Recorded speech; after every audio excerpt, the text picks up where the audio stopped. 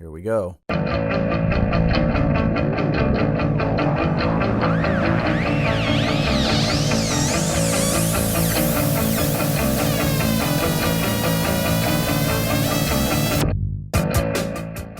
hello, and welcome back to I've Known You Too Long. My guest today is someone who started this show. He was on the very first episode of I've Known You Too Long, and then he showed up like 6 months later to do a check-in catch-up episode, and I guess we're going to keep doing that. We're going to follow along with this process because he's back today to do another check-in. It's Greg Bennick. I've still known you too long. I've known you too longer. I've known you too longer. It's kind of like YOLO forever. I've known you too longer. Wait, YOLO forever? Yeah, you're only young once forever. That's like vampires. Yeah. Okay. Yeah. So, this is February 15th. We're recording this on February 15th. I have no idea what day it'll actually make it onto the site. Yeah. As soon as possible. I'm still stuck on YOLO. And I said you're only young once, but you only live once. You only live once forever. I've known you too longer. Okay. Yes. Okay. It's the 15th. The very first episode was posted on Nobody's Nose. Like when I actually had it set up where it would go through iTunes and you could get the show online on February 16th, 2015. Really? So this is like a year anniversary? Yes. That's so cool. Now you had been up on our show had been up on YouTube prior to that while I was still figuring out all the technical stuff. I remember that, but, yeah. That's like pre-order stuff. It is like pre-order or whatever. Advanced cool. Viewing. I'm so excited for you because so many people listen to and enjoy and like your podcast, and they talk about people have talked to me about my episode, but they've definitely talked to me about your podcast and about other episodes that they've liked, and people were excited about different guests and whatnot, and the fact that you're doing it. It's very cool. You were doing this to me in the first episode. Stop being nice. Well, here's the thing. I'm often not nice to you, Dave. I've spent a considerable amount of time deliberately telling people around the world that you must die and giving them many suggestions for how that can happen. It's confusing to people. Especially people for whom English isn't their primary language. Like when I'm in the Czech Republic or Hungary and I'm telling people about this person named Dave Larson who has to die by spear, they just don't fully understand. Look, if some whack job Eastern Bloc... You are the Larson of Dave. Exactly. I am here. It's going to be like Terminator. Exactly. They're going to show up in the Seattle area. They're going to get a phone book. They'll find one. Yep. And they're going to go through the pages and they're going to get to the Larson section, and there'll be 12 of us. Yep. And so they'll just go down, and it's America, so they'll just go to a gun shop and buy right over the counter like Schwarzenegger does in Terminator, and they'll just go down executing all of Dave Larsons. Dave Larson, I'll be back once forever. I'll be back once forever. Oh God. Okay, so we're gonna try. This isn't gonna be a full feature-length episode, but we are going to try to do a mix of serious and fun. Like I definitely want it to cover both bases, and it's usually not hard with you. Okay. So not 100% sure where to start. So I will just start with, where were you tonight? Where did you come from? I was emceeing the Pacific Northwest chapter of the Grammy Awards, their live telecast. Broadcast from LA, as the Grammy Awards are, but it was broadcast to the Experience Music Project, to the Sky Church venue at the Experience Music Project, and all the members of the Pacific Northwest chapter were there to watch the Grammys, and I was emceeing this telecast. So I was, just talking to people about the Grammys and just facilitating the evening as it went on. As you were like getting up and announcing what was going to happen next? Kind of, yeah, that kind of thing. And then, giving away some prizes and things like that just for the people who were there. But you weren't juggling? God, no. No, there's been a fundamental mental shift away from juggling in the past year, most certainly. And that doesn't mean I don't juggle. I find it entertaining and enjoyable as kind of an art. But there's definitely been a shift away from Greg Bennick juggler to Greg Bennick other things in the last year. Okay, well, this sounds a little more serious, so we'll stay in the serious for the first part of the episode. And I like that you equate juggling with seriousness. It was the stepping away from the juggling, and you're doing an MC job for the Experience Music Project for the Grammys. Right. You're dressed up. I mean, you look real nice. Thank you very much. People can't see that I'm wearing nice shoes and skinny jeans, and I'm fashionable. I'm a fashionable guy sometimes, Dave. This is like Northwest dressed up. This is how you would do an event, a high-paid event in Seattle. This is me being very, very fashionable and highly dressed. Yeah. So what are the reasons that you've moved away from... There's a couple things. On a real basic level, I had a very serious hand injury last October. I definitely want to talk about... Is it October? Yeah, it was October 2nd. Yeah, October 2nd. I had no idea it was that far back. Yeah, so October 2nd, my hands were severely lacerated by broken glass. And that, of course, brought an immediate and abrupt end to all things hand-related. No, this was right before you guys were going to play a show at Gilman with Byrne. Yeah, this was going to be Trial's last U.S. show. Exactly. So it was literally a week beforehand. And after the injury, I was in a cast from fingertip to elbow for months. And I went in to the hand surgeon, and I was so hopeful. And I said, listen, my band has this show in 6 days, and it's kind of crazy and punk rock style, and is there any chance that I'd be able to play this? The look on his face was like, you are the dumbest person for even asking such a dumb, stupid, dumb question. And I just stopped talking. So you didn't know how badly you were hurt. I knew because, I had lost all mobility basically in my hand and quite a bit of sensation because of some nerve injury that happened.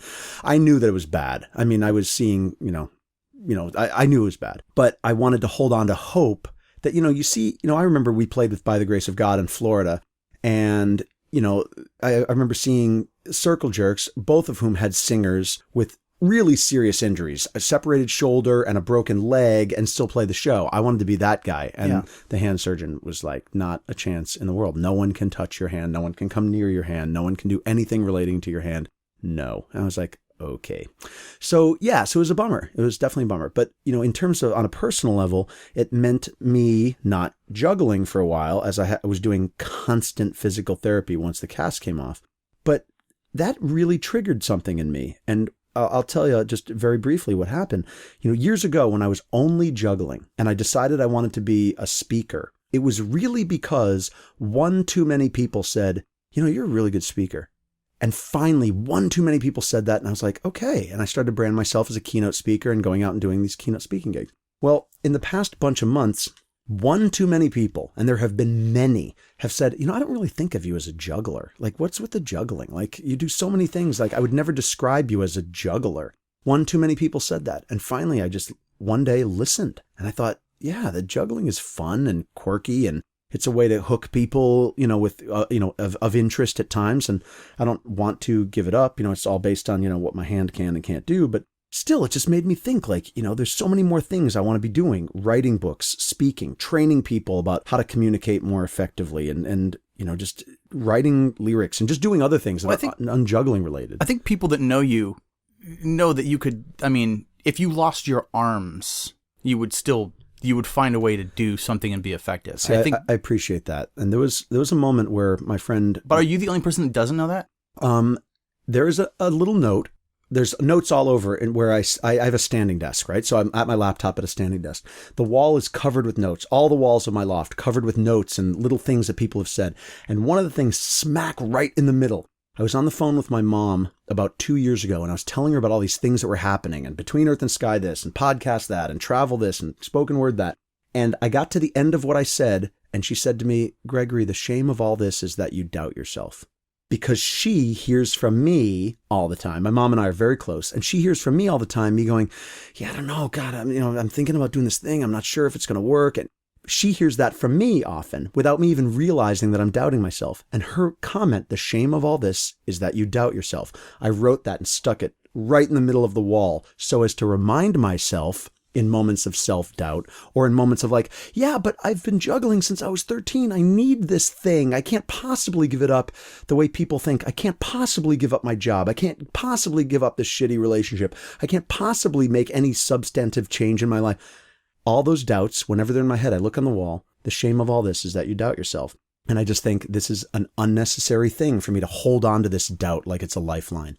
So when one too many people said what they said about juggling, I just totally reframed the whole shenanigans in my mind. And I contacted somebody who has redesigned gregbennick.com, and it's not online yet. I mean, it's still the old website now, but the new gregbennick.com won't have even a moment of juggling, no mention of it at all. Yeah, because I mean, it's like that's not what I want to leave the world. I don't want to leave the world the greatest juggler who's ever lived. And then you just gotta hope it's not like when you go see the band and then they only play stuff off their new album. Well, and here's the thing: it doesn't mean that if anybody going to gregbennick.com looking for me is looking for either their friend or their contemporary or their peer, Greg Bennick. Anyone who's going to my website looking for the juggler, they can go find that from a speaker's bureau somewhere. They can inquire at their local speaker's bureau. Hey, can you get this guy, Greg Bennick? The bureau will call me. Hey, still doing the juggling thing? Fine. But anyone who's a peer and a contemporary and a friend, I don't want them to go to the site and see juggling. I want them to go to the site and see humanitarian work and me working on authoring a book on something that's going to, be substantial and transform people, and, 100 for Haiti and spoken word. That's who I am. Like, the juggling is something that I do. You're not going to say, oh yeah, my friend Greg Bennick, like he's this Rubik's Cube chess playing coin collector. Let me tell you, who gives a crap? It's like, these are like hobbies, These are hobbies. Like But juggler has been more than a hobby. Absolutely. I mean, absolutely. Lots of people in the world, when they refer to you amongst friends, they say, oh, the juggler. That is mostly people who are around early to mid 90s, admittedly. Sure, yep. Yes. But lots of people know that I juggle, and that's fine. I just don't want that to be the identity that I hang my hat on to my grave. It's just, I've been holding on to it realistically because I'm scared to give it up for fear of what might come next. And isn't that ultimately, I mean, that's a problem that's been around forever. And some listener will gladly, hopefully correct me on this. But, when Nietzsche said God is dead, I've always taken that as a message or a question. Like, if God was to be dead, what do we do then? With what do we fill the space created when the one thing we hold on to more than any other dies? What happens then? So Nietzsche's question wasn't, what do we do without religion? But what do you do in the space created by the lack of religion? So what does Greg Bennick do? What if the world doesn't end when the prediction promises it's going to? What do if you do? The year 2000 goes by? What do you do? And we're still here. Yep. So my question to myself is, what does Greg Bennick do when the one thing he's held on to as this center point of his identity, this juggling thing that he's been doing since age 12, what happens when I put that totally aside? What does Greg Bennick continue to exist? Does he not? Like, why am I referring to myself in the third person? These are major questions. But you get the point, right? And I think that's a valid question for any of us. Why do we hold on to our stress? What happens when we let go of our stress? Can we continue on in the void created by lack of stress or lack of pain or lack of painful memory that we've held on to? Can we continue? And what does our life look like? That's a far more fascinating question for me than, where will I juggle next? That is the least interesting possible question I could be asking when all these other opportunities for new and exciting questions that have unsure answers are before me. And it's just basically just a bonus that you kept your fingers in. I guess that's one way of looking at it. Yeah. So yeah, I do have all my fingers and, have developed a new outlook on life. And there you go. Praise God. Praise the dead guy. I guess, what do you do? Right? Yeah. What do you do? It's all metaphors all the way around. Like, all of religion. It blows my mind recently. The more I think about it, the more it blows my mind. Wait, okay. So that's interesting. Are you saying it blows your mind because you're considering it with new eyes? You're considering religion from a new point of view? I'll tell you this. No, but after my injury, when I started thinking about, what would it have taken to take me out of the game? Okay, when I say severe lacerations to my hand, without going into excruciating detail, there's no denying that my hand was very severely damaged. So people with severe damages from cut glass sometimes bleed to death. I didn't. Both my hands had the potential for equal damage, yet my left hand, my dominant hand, was unaffected. Like, that to me blows my mind, right? There are things about my injury I don't want to get into that, if they were just slightly different, could have been catastrophically worse. And it was the first time in my life that I ever said, I don't believe in God or religion. That's just a thing. but I understand why people believe in miracles. I understand why they do, even though I'm not going to sit here and say, oh, it's because the, divine God of beauty shone down on me on a Wednesday, or some ridiculousness. But it was the first time I ever went, whoa, I get why people make that jump, right? Right. So in terms of contemplating religion, no, I'm not contemplating, becoming religious, but just thinking about religion in new ways. Like, it suddenly becomes very obvious to me why somebody in the face of something catastrophic would make the jump to something soothing, like a miracle. Oh, it's a miracle. Or just thinking about, Christianity, or thinking about the history of different religions and whatnot, and starting to wonder, what do these stories and these images represent to people historically? Put yourself in that time. What do these stories represent to people who were around 2,000 years ago? It's just, in the theater, it's and then why should they be the basis for our law now? Why should they be? And it's, in the theater. Oh, well, you said it different than I did. No, I know, but you're onto it. But it's like in the theater, it's dramaturgy, right? So like, why this play at this time for this audience in this city in this theater? You ask these questions, and then the director can take that information and say, oh, that's why we're doing Romeo and Juliet in 2016. It makes sense now that this dramaturgical analysis has been done, right? So that's kind of what I've been doing, with thinking about, religion, or thinking about my life, but more thinking about the religion, like, why the story of a guy nailed to a vertical and horizontal piece of wood 2,000 years ago. What did that signify at the time to these people who were trying to explain the trauma and terror of their own lives? I'm trying to wrap my head around some of that stuff sometimes, because I've been thinking about my reality in a totally new way because of the change to my physical self.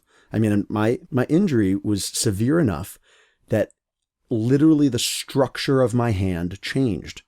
And this is new stuff that never occurred to you throughout all the stuff that you did with producing Flight from Death, and it's just a different perspective on it. Different perspective. Like for example, like there was a night where I walked out of I went to the emergency room multiple times after the injury for different things, infections and just complications and awfulness.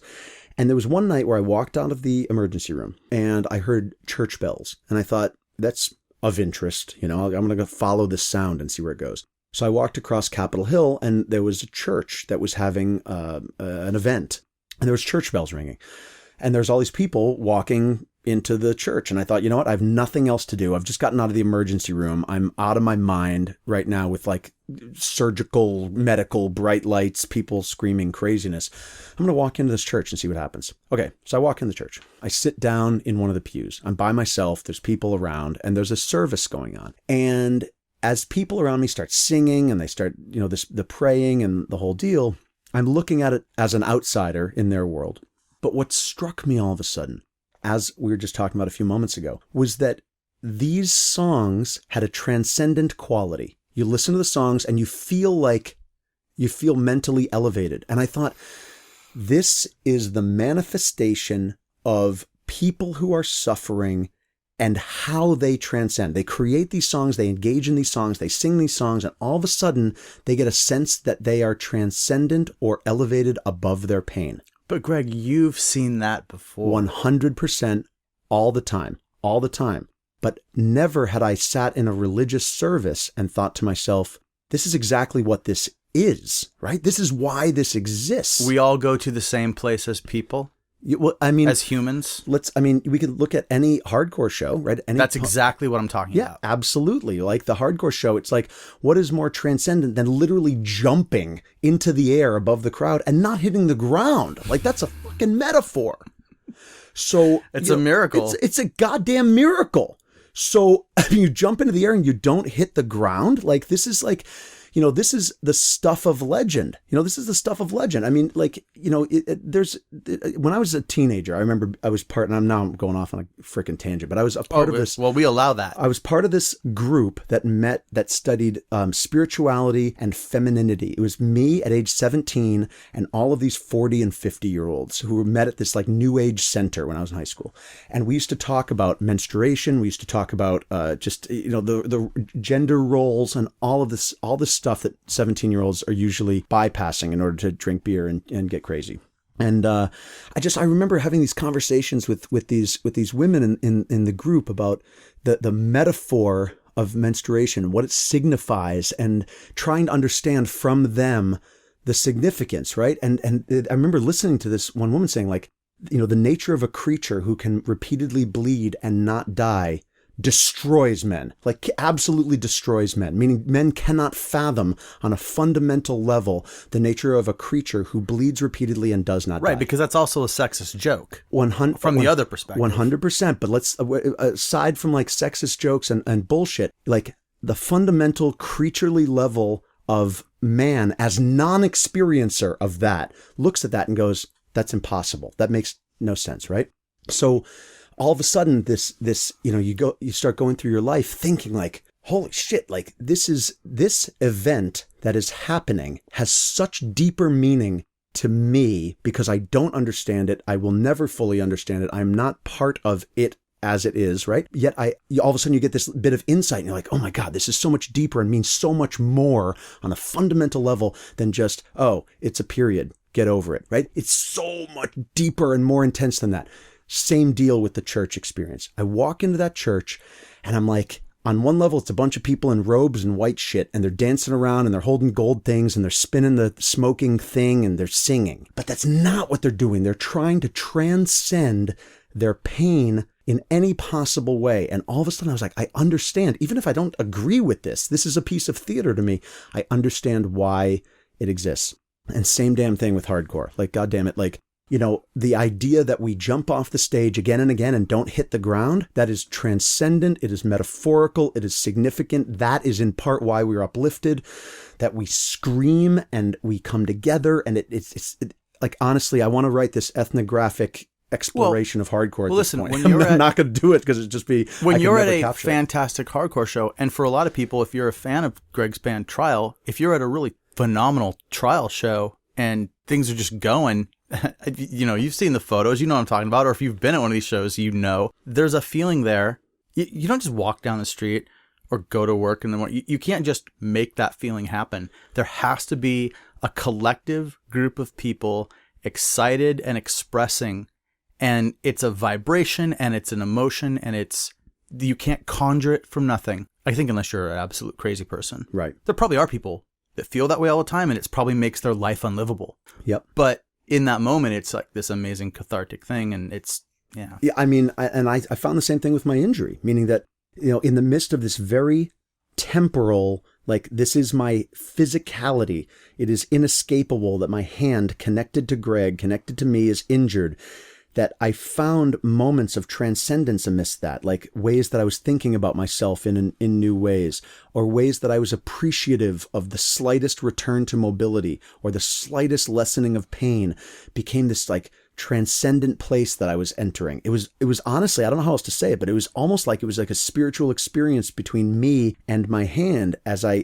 got my physicality back, reframing it in a new way. It just made me think about all these different things in new ways. Now, granted, like your question, is this the first time you've ever thought about this? Obviously not, because we're at hardcore shows and it's not like we watch and go, oh, look, jumping girl. Oh, look, singing along guy. And that's as deep as it goes.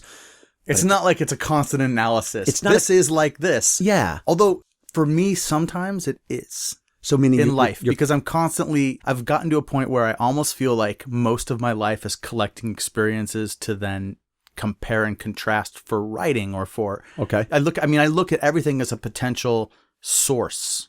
I could totally understand that. So it's, yeah, I'll definitely, my brain is always looking for the way to connect A to B and say, this is like this thing I don't understand. Now I maybe can understand it from another point of view because I can relate it to a thing in my own life or my own experience. Mm-hmm. I see that. I worry sometimes when I start to analyze too much that I'm losing my authenticity amidst the analysis. And what I mean is, if you're analyzing the hardcore show so much for what it signifies, and I know I just got done like going off on a, tangent on hardcore and what it signifies, but if you're analyzing it too much, it's almost like you're taking yourself out of the game. Like there was the trial tour in Europe in 2011. I wrote every day what I said on stage because the set was the same every day, but I challenged myself to say different things every day and have them be sincere. And I wrote it all down. I wanted to write a book, and I might, who knows, called Incomplete, Damaged, and Imperfect, 30 Days on the Road with Trial. And having it be, or forget Trial, have it just 30 days on the road singing hardcore, whatever.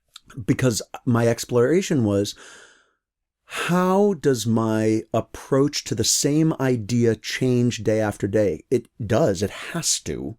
If we did this interview 20 days in a row, we'd come up with different things. So why wouldn't the song, even though it's written with the same intention, mean something different to me based on the conditions of the day I was singing it? So I started writing all those things down.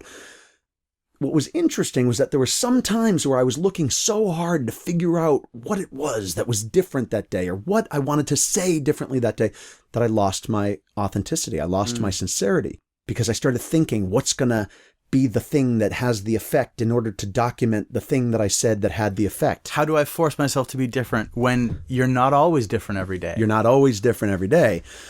But then a more authentic approach would be, I'm feeling like I felt yesterday. That then is the thing to talk about rather than trying to create something new. So the reason I got to that based on what you said is, we have the potential, I think, to lose authenticity through overanalysis sometimes when we're trying so hard to see the event that's happening and what it signifies rather than just participating in the damn event. Right. I'm guilty of that all the time. So I'm both sides. I could have just walked into the church and been like, cool songs, bro, I'm out, but instead I sat there thinking like, wow, what does this, mean? And it wasn't even thinking about it that led me to that realization. It was just kind of letting it happen, I guess. So go with the flow. So I guess what you're saying is you're not always different the same way every day forever. That's YOLO. That's exactly right.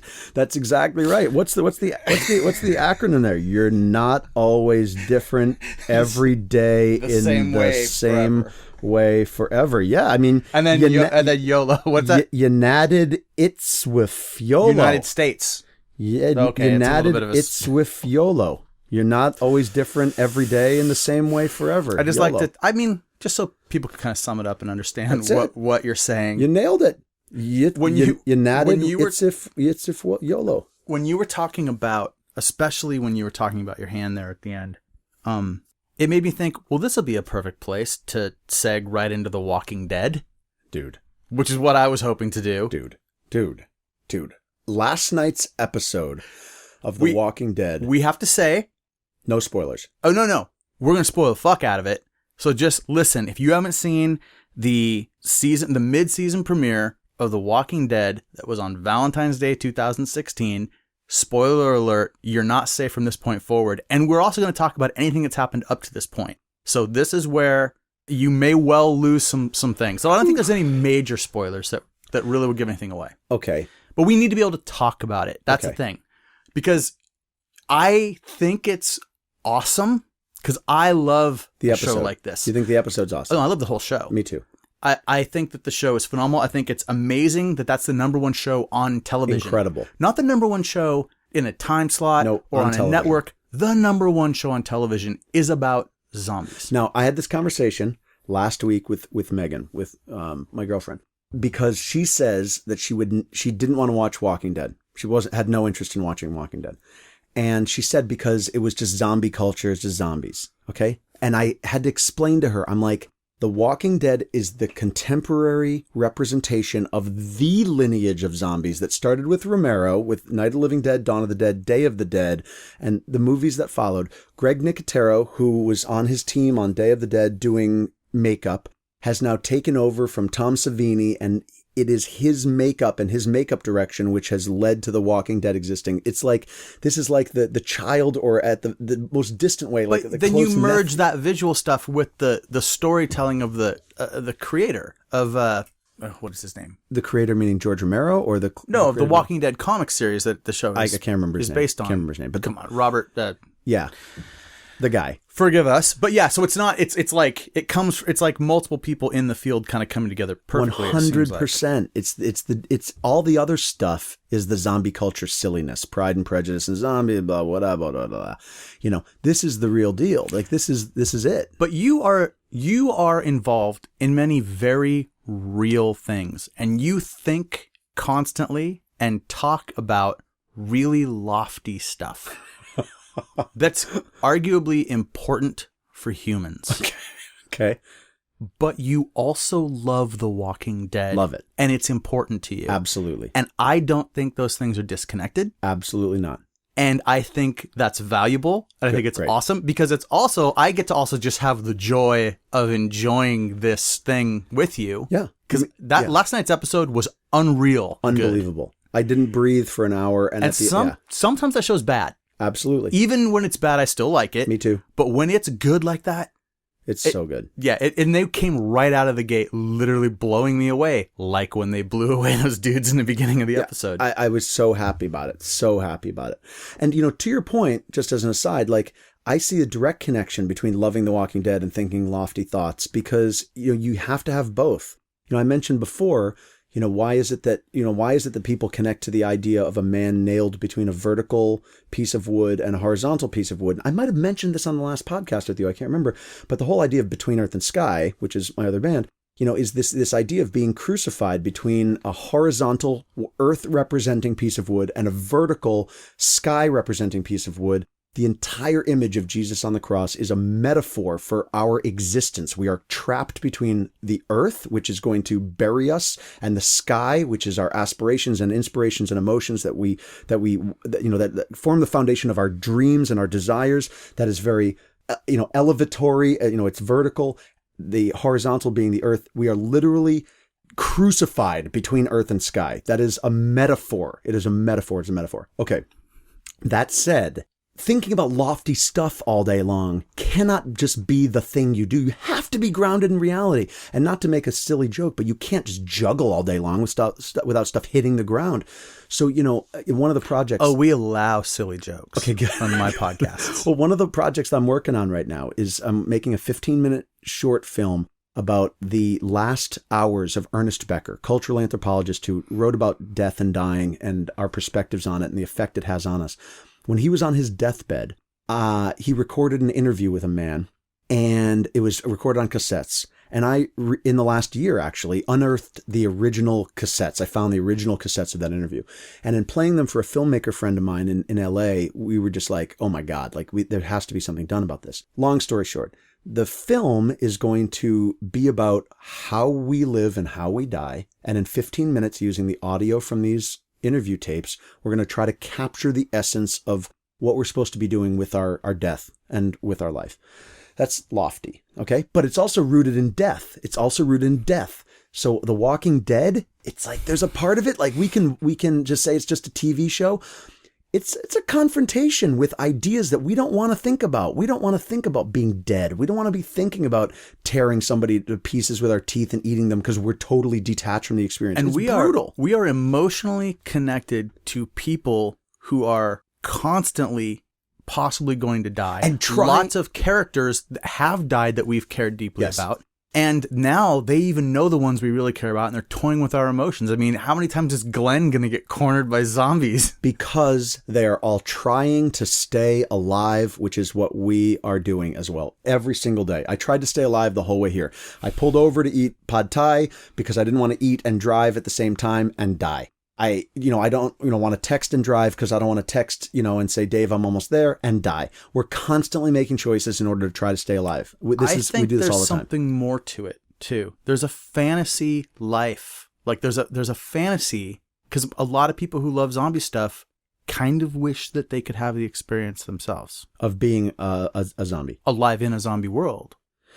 We talk about it. I mean, because everybody has the what would you do? Yeah, what would you do? Yeah. But I think that what I was going to say was that we, meaning collective fans and friends of The Walking Dead, can talk about it. But, there are varying degrees. Like some people dream of it and they want it to be their reality. I love thinking about it, though. Like when But it simplifies life. Yeah, it does. It makes, in a way, it makes everything make more sense. It's just far more dangerous. Meaning if there was an apocalypse of zombies. Suddenly, if there was an apocalypse of zombies and you were surviving the way the people are in The Walking Dead. Let us surmise for one moment that a zombie apocalypse has occurred in the time we've been recording this podcast.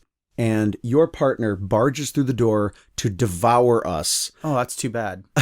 Well, let's just say that this is true because currently she's in the other room. She's on her iPad. I assume Michael Ann will live. Okay, but let's assume that Michael Ann does not live because your next door neighbor has chomped her leg. Okay. So she barges in. The question becomes, what do we do with what we've got here? Do we try to, strangle her with the microphone cord, or do I take her out with the botch CD? I'm not sure. Or do you have, you've got a knife. How convenient. It works. Yeah, I'm glad you have that. Do you have that just in case Michael Ann comes in? No, this is just one of my various just in case knives that I always have. Great. So you've taken it to another level. Remember that day when someone dropped a knife in the pit when Trial was playing, and then you were like, someone dropped the knife, and then you were kind of like, who brought a knife to a hardcore show? And I was thinking, I'm sure glad that's not one of the 2 knives I have on me, because then Greg would be making fun of me. It's not like having a gun at a hardcore show. No, but a knife is a tool. It is literally a sharp thing, which is what tool makers do as a basic initial thing to become a human. Oh boy. Then we would go into the locked safe that is hidden in this room. Really? Where we would retrieve my father's revolver that he gave me. That he passed down to me. He's still alive, but he wanted me to have it. I was scared for a second. No. Well, he is still alive. And we would load that up. As I was saying, dear listeners, we might talk about this experience, but some of us take it to different levels. None of this is planned, though. No, but I know. Here's the thing. I brought it up because I was just like, I saw this pile of CDs. It's the answer to See You Broken, Botch. And I thought, wouldn't it be funny if I had to try to kill zombie Michael Ann with a pile of Northwest hardcore CDs? And you've got like fucking knives and guns within inches of us. Little do you know. This is why you have to die. This is why I tell kids all over Eastern Europe to find and kill Dave Larson. And maybe I shouldn't tell them that because you're well armed to defend yourself. We're not going to get my keys and dig out my safe and pull out my father's old revolver. I'm going to swing this bass. Yeah, now you've got a bass guitar in your hand, so you're going to take her out. Makes much more sense, you're right? Going to take her out like the Doof Warrior in Mad Max. This is going to be tremendous. Well, of course. We'll change the scenario. When the Bureau of Alcohol, Tobacco, and Firearms kicks the door in 30 seconds from now, how will we defend ourselves against them? That's the big question. We won't. This isn't Oregon. And by the way, the federal government can own land. Yeah, they can. Okay, all right. Man, that's a whole other shenanigans. Yeah, that's a whole other deal. It really is. I'm not going to... Also, I'm not a crazy gun nut. I'm not some gun guy. Have you ever... You see what I do on Facebook. You ever see me getting involved in a gun debate? Never. Good reason for that. Yep, never. Like, it is... Some people have a whole different way of looking at it. Yeah, you are a very prolific and interesting Facebook poster. I learn a lot from reading your post. You make me think about things in new ways, things I normally wouldn't think about. Thank you. Yeah, absolutely. Sometimes I'm wrong. Well, but that's okay though. You've always got an opinion on, Supreme Court justice death or guns. But what I want is for someone smart, if they think I'm wrong, to tell me why in a way that will make me think maybe they're right. Okay, so that's the challenge, dear listeners. I think that's an awesome approach to take. It's very rare. Well, yeah, because you speak very confidently, and it's intimidating to people. Usually, if I'm going to put something out there, I've already tried to think of every argument against it, and that's the only reason I feel like putting it up, because I feel strongly. Today I wrote, Obama should appoint a Supreme Court justice. He should do a recess appointment. Tell me what a recess appointment is. Okay, so Obama has 1 year, as of right now, Obama has just under 1 year left in his term. Right. And he was voted in 3 years ago. Mm-hmm. So it's actually the 4th year of his 4 year term. Right. Two 4 year terms, right? Mm-hmm.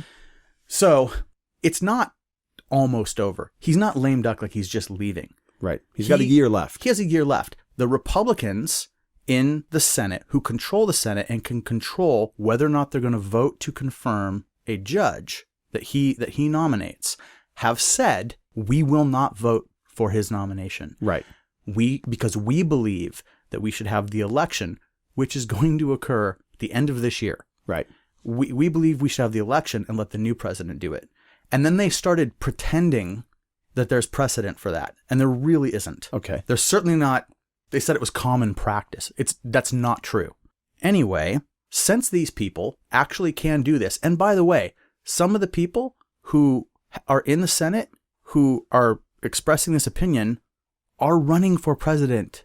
Right. On the Republican side. Mm-hmm. So yes, they have a political, they can use their power in the Senate to bolster their campaign to get, it all seems like bullshit to me. Right. But They have said they will not approve his nominee. Right. Even though the Constitution says he can nominate and they should approve him. Approve the justice. Right.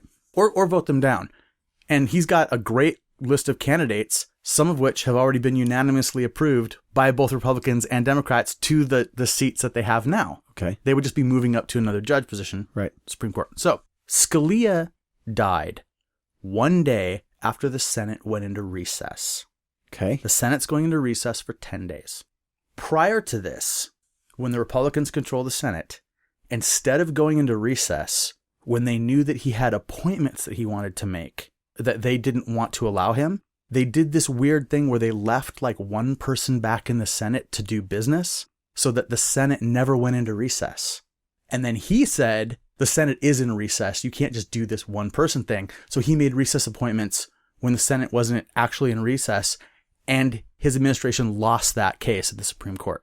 I don't know the name of the case, but I know that did happen. Okay. Now, they didn't know Scalia was going to die, and there was no one hanging over their heads for him to appoint, so they went into real recess. And then one day later, this last Saturday, Scalia dies. Now, the Senate comes back into session on the 22nd of February. They have said they will not vote to approve his nominee.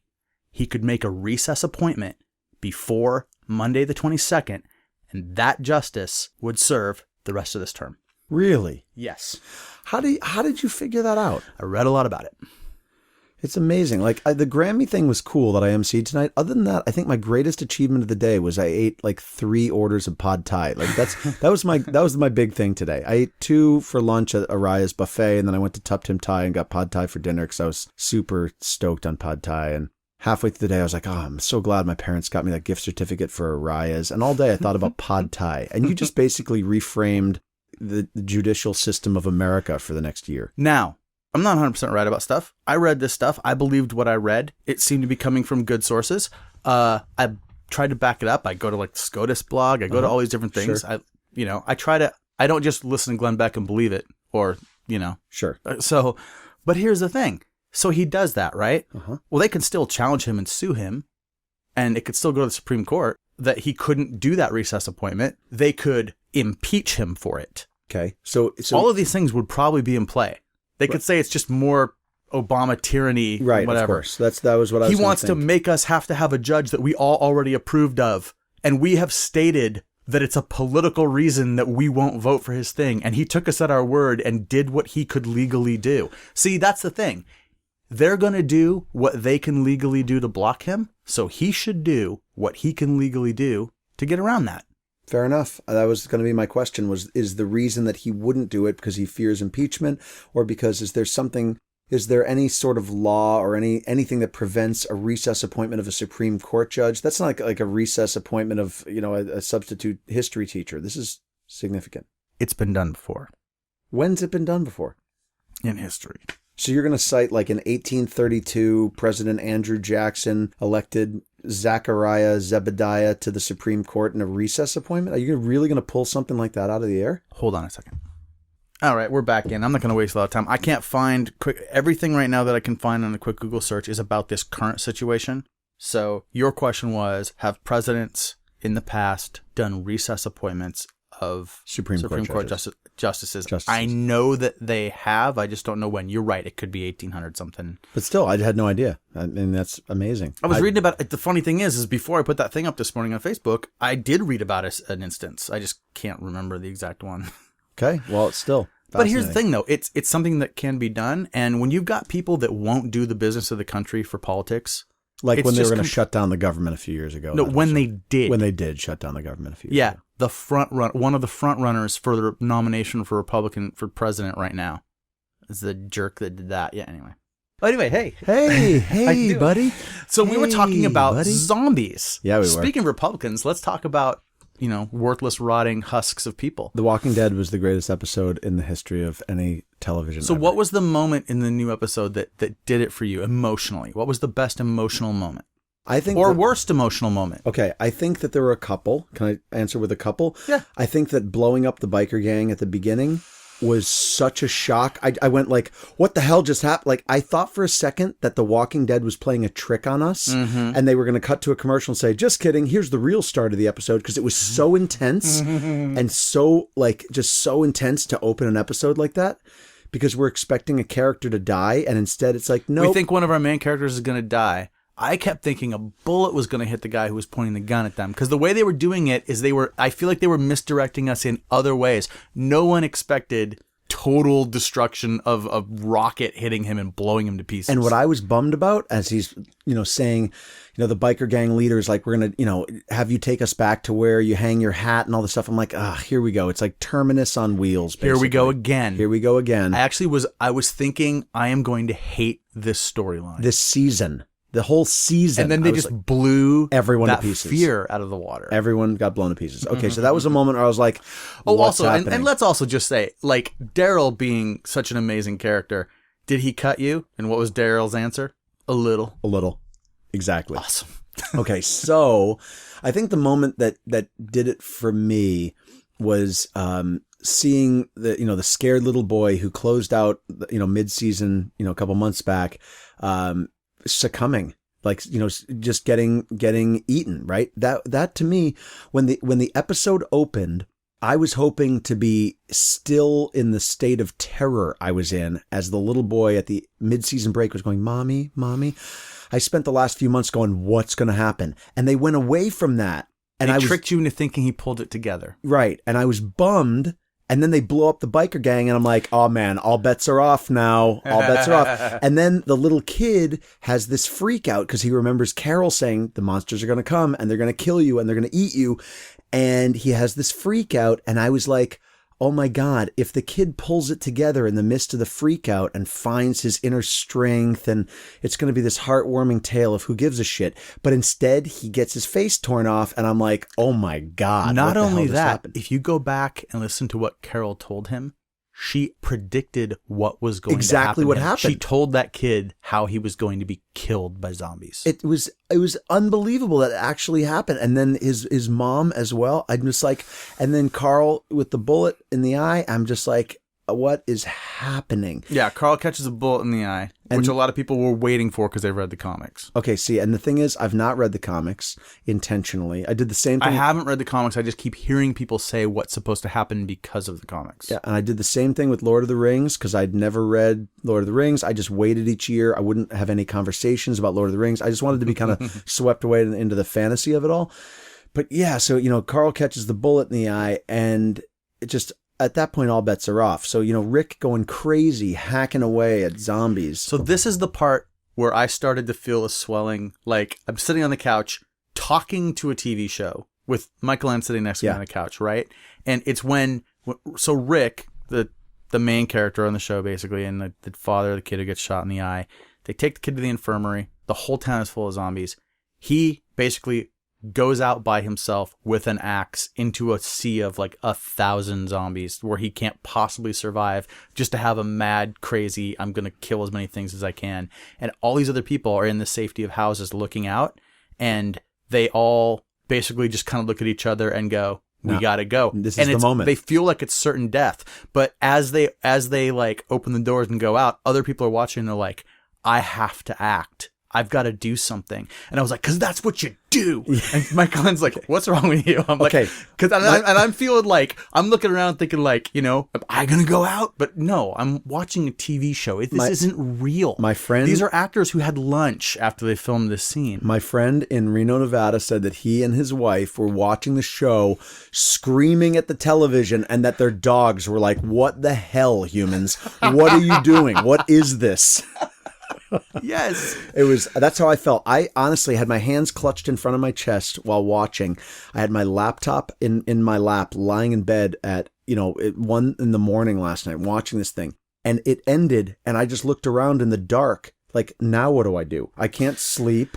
I can't stay awake. Now I need to go online and talk to people about The Walking Dead. I had no idea what to do. I had no idea what to do with myself. Oh my gosh. Like, and I wonder, like, my question now is like, okay, so where does the story go from here? Do they rebuild this town? All right, like, this is where I hate the show. Okay. Why? So, because the things that we learn about the dead from the very beginning. Okay. It is the ultimate what would you do? Okay. So here are the things that you do and you should have already done.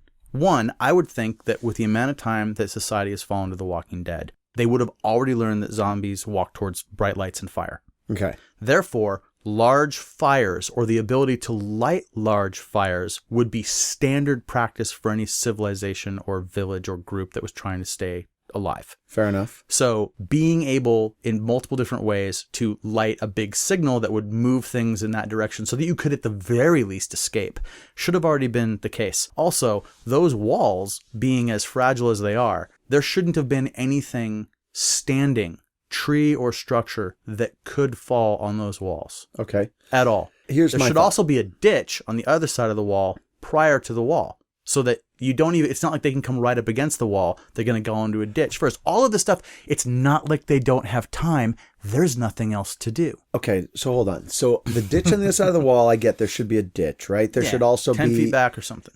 Angry women and men with clubs clubbing things. There should be all these different things. No, you should never walk past a zombie and leave it alive. Okay. It should be the duty of every living person to kill every zombie they encounter. Okay, you're hedging on Larsonian lunacy, so let's reel it in. Reel it in.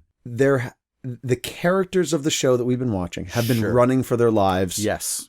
The group has been broken up. They've been worried about their friends. They haven't had all the time in the world to do the things you say. Right. That said,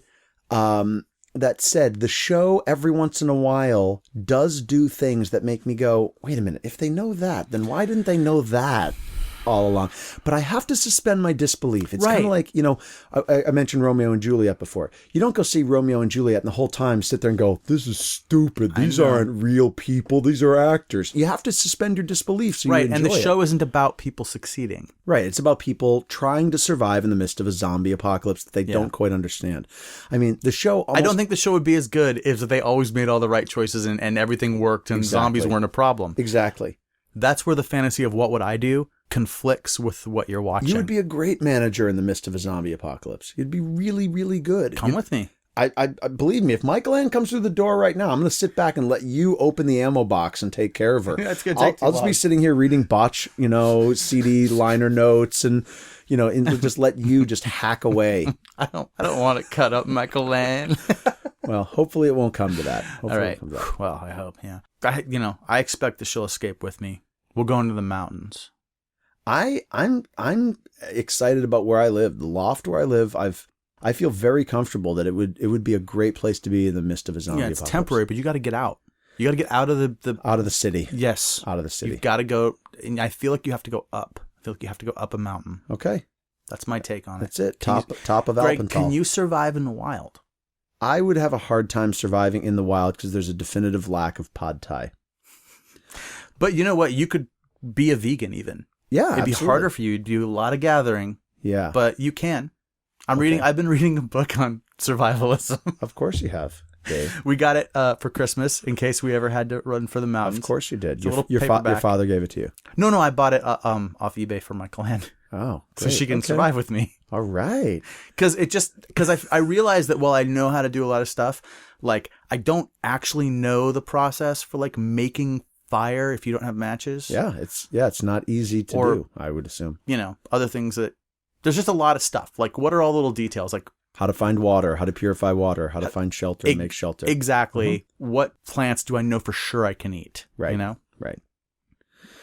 So this is the funny stuff, or is this the serious stuff? Well, we were talking about Walking Dead. Okay. So, yeah, but this is funny. Well, because I hope that I'm never going to have to use that stuff, right? But when you hear that there could be a 600,000-year earthquake that will devastate everything west of I-5, you realize that there are no services that will be able to help you. I get No that. one's coming to help if the entire West Coast is destroyed. You've got to walk out yourself. I live in the industrial area in Seattle. It will liquefy. Everything will liquefy in the case of a major earthquake. It's all going to just be in the water, done. Destroyed. It's basically an entire vast neighborhood built on old sawdust, and it's over. It's going to be over. So I think about that too. But so you wake up on top of it. Now what? Walk east of I-5. Yeah. and then look for any standing Thai restaurant. Good luck getting across that lake. You need to get a boat. Okay, so I swim to the east side of I-5, look for a Thai restaurant in Vane, and then head to the top of Alpental. Okay, so your survivalism plan does include one last meal. One last meal. One last meal. Just pad thai. That's it. That's what I like. No egg. No. No egg. Excuse me. No egg. There are no eggs because there are no more factory farms. So I'll have vegan pad thai, and they'll be so thankful to serve it to me, and I'll live just an extra few hours. Always with the crazy stuff with Dave Larson. True, but it's real. I mean, as real as fake is. Yeah. Forever. And I can't wait for the next Walking Dead episode. YOLO forever. Walking Dead forever. I honestly can't wait. So, okay, we're coming up to the end here. Okay. I know you've got a little list of things there, and I'm going to ask you to talk about some of those things as we go out. But what other forms of just asinine entertainment that are also important to you do you consume? House of Cards. Love it. I've watched every episode. Watched a bit of it. Okay. Loved it. I should have watched more of it. I just haven't had time. Just started watching Game of Thrones, and I'm enjoying it, I think. How far are you into it? Season 1, episode 4. Beginning. Yeah, you got to get further. Okay. Deadpool was one of the greatest movies I've ever seen. Haven't seen it yet. I'll be seeing it on Saturday and then doing an episode of The Token Asian about it. Fantastic.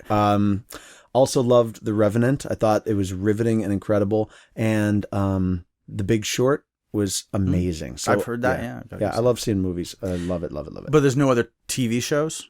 No, because, I'm watching everything, just whenever I can. So, I put aside times definitely for The Walking Dead. Greg, have you tried The Venture Brothers?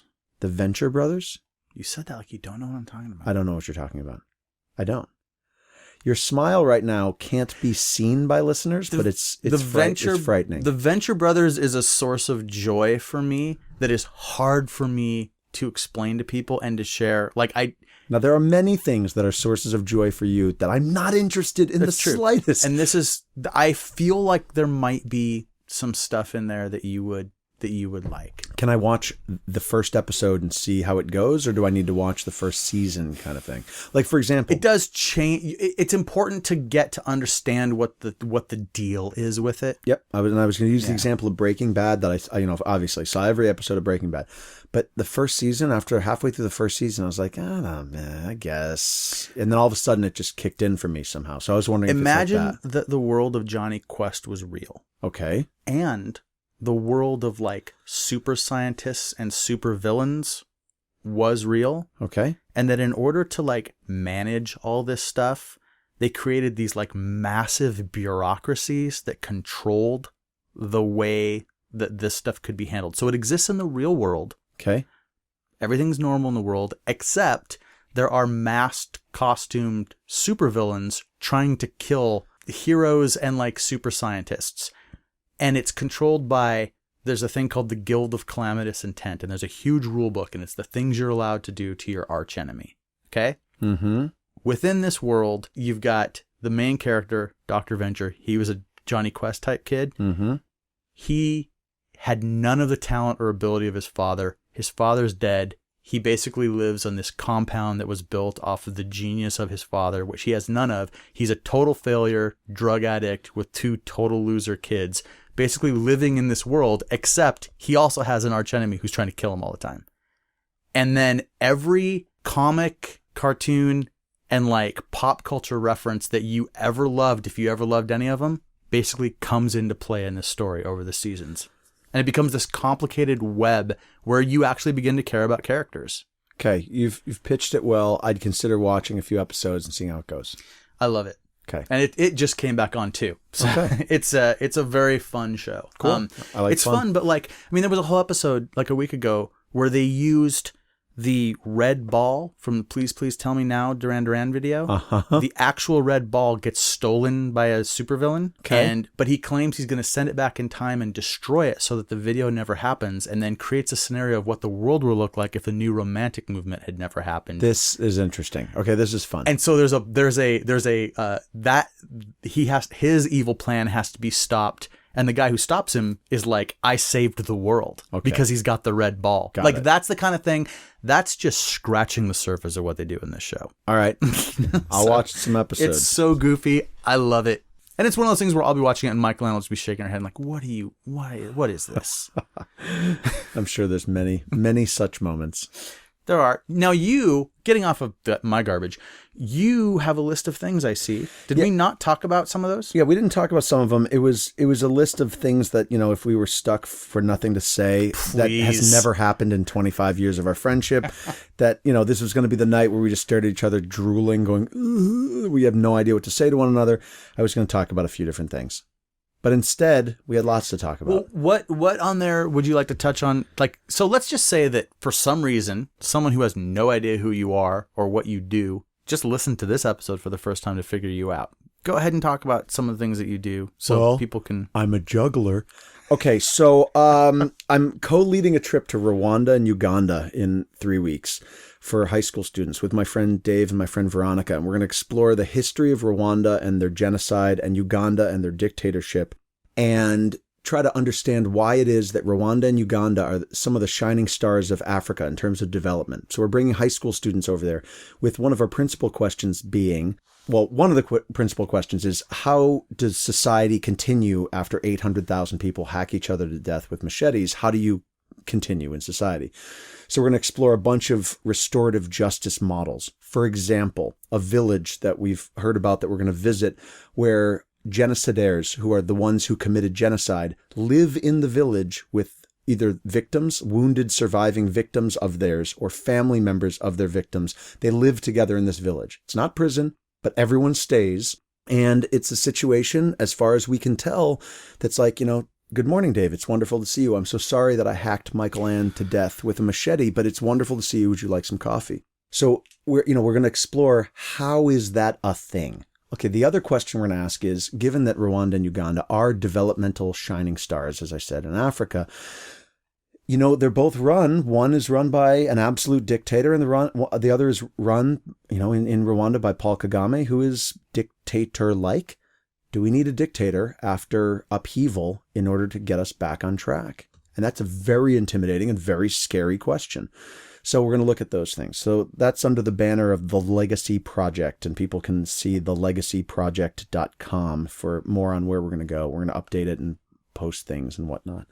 So that was that's coming up. Dave, my friend, and I have run these Legacy Project trips a bunch of times over the years. So we're going to update the website with historical information on the trips we've done. And we're thinking about starting a podcast where we interview people who have either gone on the trips with us or people we've encountered, and try to interview them and, use some of the audio and video footage that we've recorded on these trips of people who we've talked to kind of put in perspective, how do people survive in places that we've gone, where we explored Nazism in Poland, or we explored apartheid in South Africa. We explored the effect of Operation Condor, where the United States tried to put dictatorships in all of South and Latin America, South and Central American countries.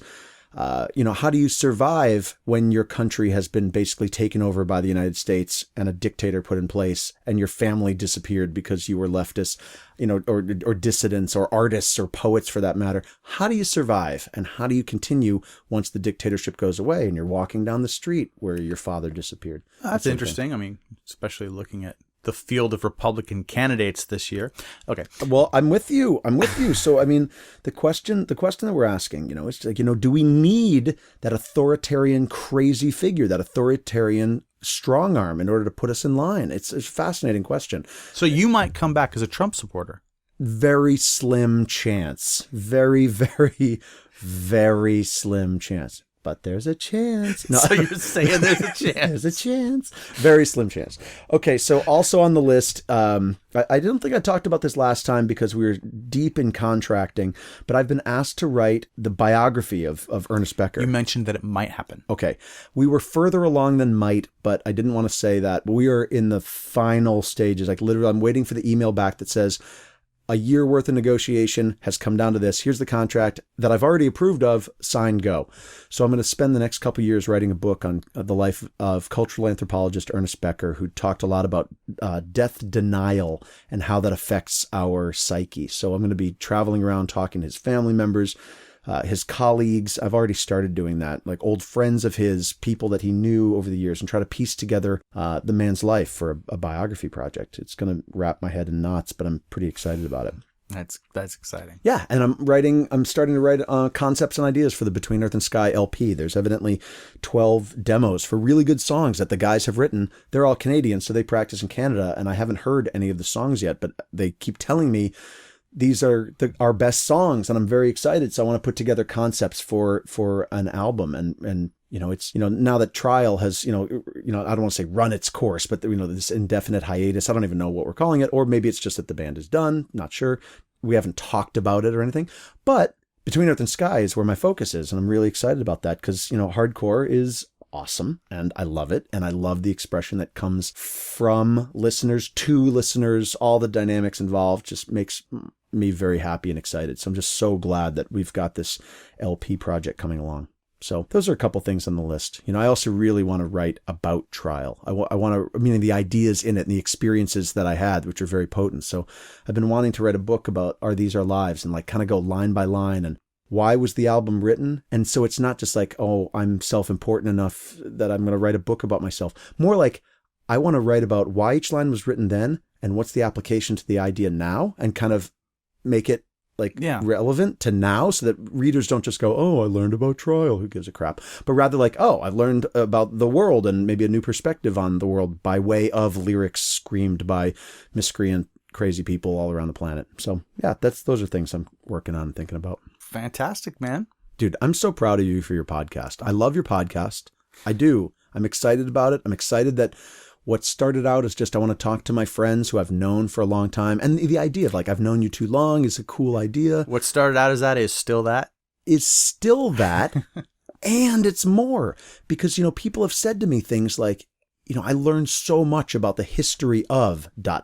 Pacific Northwest, the history of hardcore, the history of these emo bands, or the history of this whole genre of music. And it's pretty remarkable. I think it's just really cool that you've stuck to it and done it all year long. I'm just excited about it. Well, thank you. I'm getting a lot out of it, and I hope that's my thing, is that since I know a lot of that history, sometimes I hear new things that I don't know about. I'm always interested in what about those people's lives and where the common experiences are.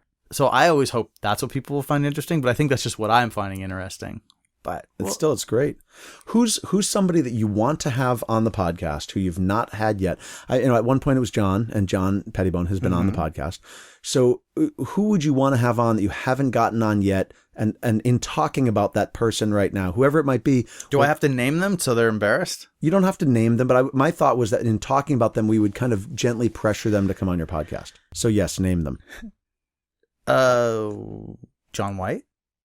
Why hasn't John White been on your podcast? No, we've talked about it. We just haven't been able to get it together. Okay. That's a real cop-out because it's literally going He's ready to say yes. I suppose. Yeah. Okay. I hope he does. That'd be great to listen Derek Harn.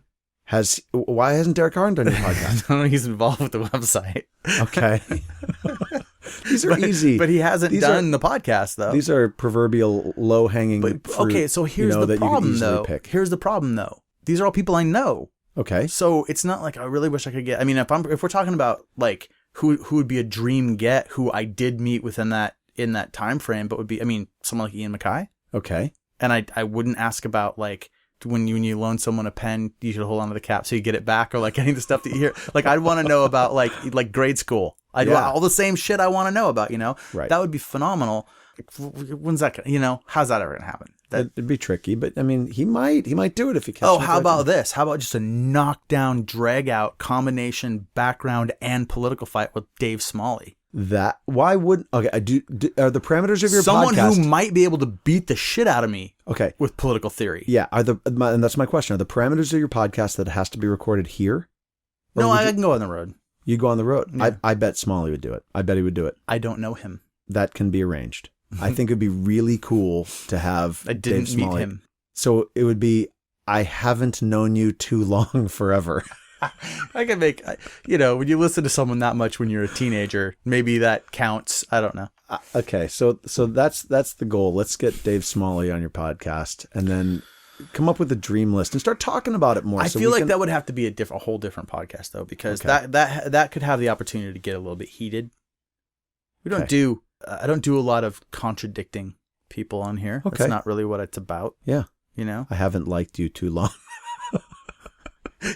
So originally it was going to be, you thought my next podcast would be, let me massage you.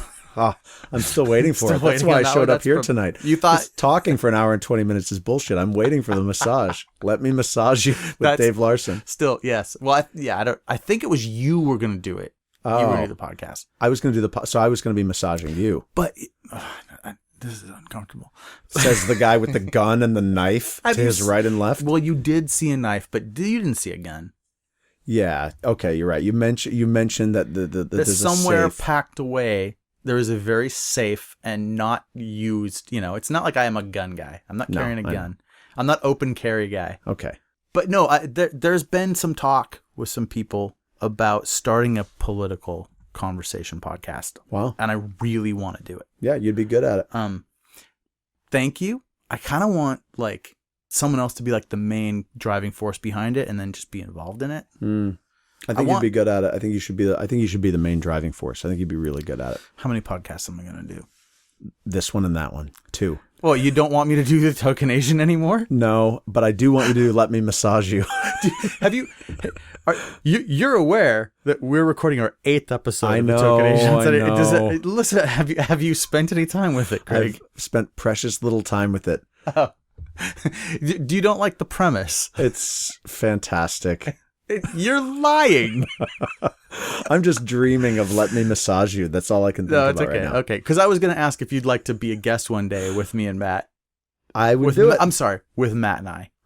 With Matt and me. With Matt and me. Yes, I would be a guest on the Token Asian. I'm terrified of the prospect, but since you've challenged me in this public forum, yes. You've thrown down the gauntlet. We're going to have to do it pretty soon then. Okay. Well, wait, you loved Deadpool. I loved it. What are you doing Saturday? We're going to go watch it. We're going to have the whole episode about it. You want to come? I think I might do that. You want to come discuss Deadpool with me and Matt? I think that's a great idea. All right, just be ready for us to talk about 100 other things at the same time. I'm not surprised. All right, cool. Okay. Greg, thanks for coming out, brother. Thanks so much, man. Appreciate I loved it, it. buddy. Appreciate Love it. you. Love you, buddy.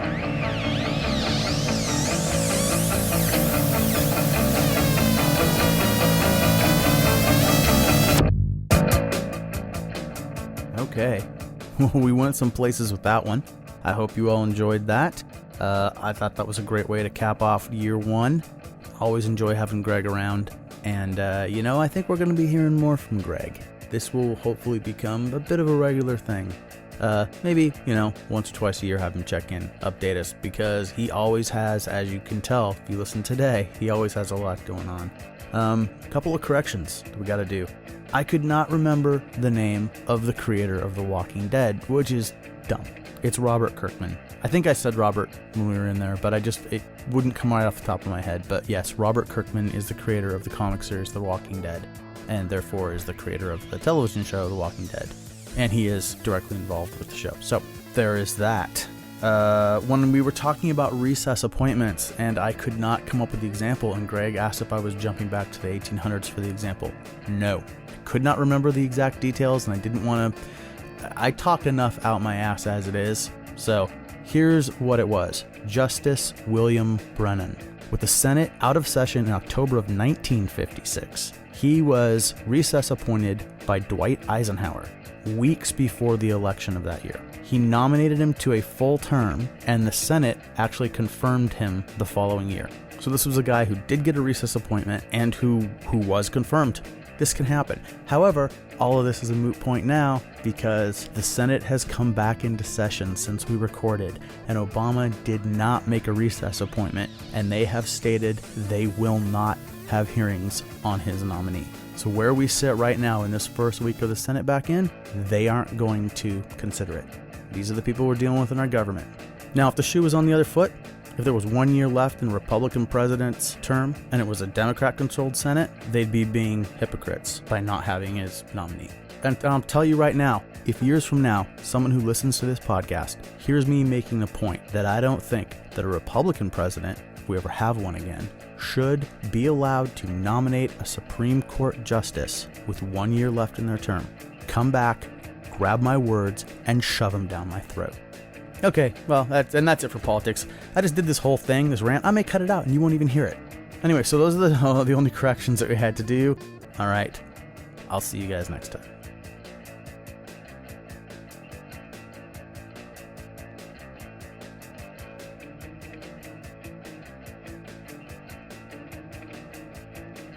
This podcast is a product of the Nobody's Knows Podcast Network.